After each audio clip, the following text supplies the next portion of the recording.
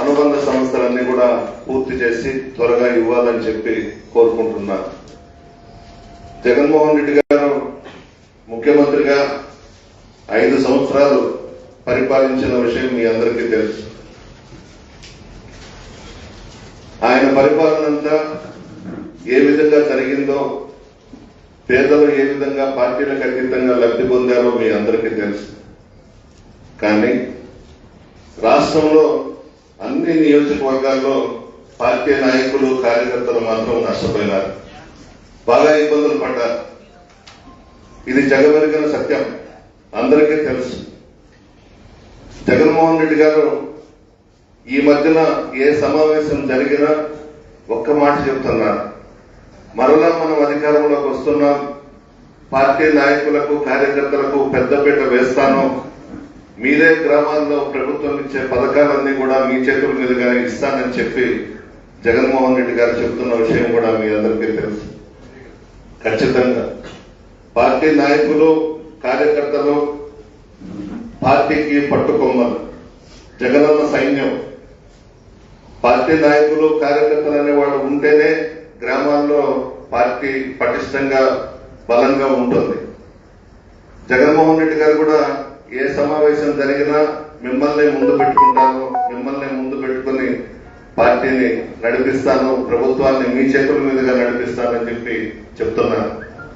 మీకు కూడా మాటిస్తున్నాను, 5 సంవత్సరాలు మనం అధికారంలో ఉంటే మన దగ్గర లబ్ధి పొంది చాలా మంది డబ్బులు కమ్ముడుపోయినారు. వాళ్ళ పేర్లు కూడా మీకు తెలుసు, చెప్పనవసరం లేదు.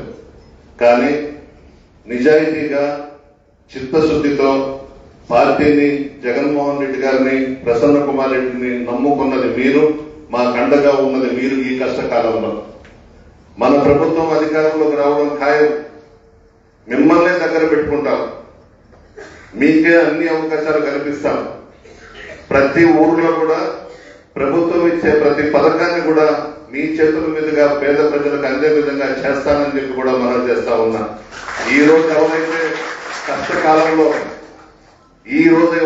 ఈ కష్టకాలంలో మీరు అండగా నిలిచారు, మీకు కూడా చాలా ఫోన్లు వచ్చినాయి, అంత ఇస్తాము, ఇంత ఇస్తాము, ఇన్ని సూట్ కేసులు ఇస్తామని.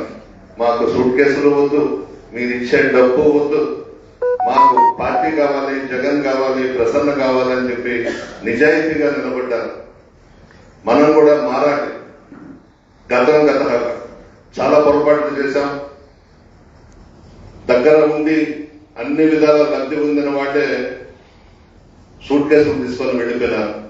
మీరు మాత్రం అలాగే ఉన్నారు. అందరి ముందు చెప్తున్నా, గోవర్ధనన్న ముందు కూడా చెప్తున్నా, మేమందరం కూడా మీకు అండగా ఉంటాం. రాబోయేది మన ప్రభుత్వం. మీరు ఏం చేస్తారో కౌంటింగ్ రోజే 85 సీట్లు దాటిన తర్వాత రాష్ట్రం అంతటా కూడా ఏ విధంగా ఉంటుందో ఒకసారి ఆలోచించుకోమంటున్నా తెలుగుదేశం పార్టీ. మేము ఎవరు కూడా ఆపలేము. జగన్మోహన్ రెడ్డి గారు కూడా పదే పదే చెప్తున్నారు, అంత కష్టాలు పడుతున్నారు, అన్ని కేసులు పెట్టించుకుంటున్నారు, పోలీస్ స్టేషన్ల చుట్టూ తిప్పుతున్నారు, అన్ని ఈ మధ్యన చూస్తున్నారు. మీరు ఎవరు ఎన్ని చేసినా ఎవరిని మాత్రం వదిలిపెట్టరు. మీరు వదిలిపెట్టబడలేదు, మేము వదిలిపెట్టాం. ఇంతకు ఇంత చేసి చూపిస్తామని చెప్పి కూడా మనం చేస్తా ఉన్నాం. ఇది మనకు అలవాటు లేదు. ఈ విధంగా రౌడీయిజము, గొడవలు, పోలీస్ స్టేషన్ల చుట్టూ తిప్పడం మనకు అలవాటు లేదు. ఈ రోజు మనకు నేర్పిస్తున్నారు అన్ని కూడా. మనం కూడా అంతకన్నా ఎక్కువే చేస్తాం.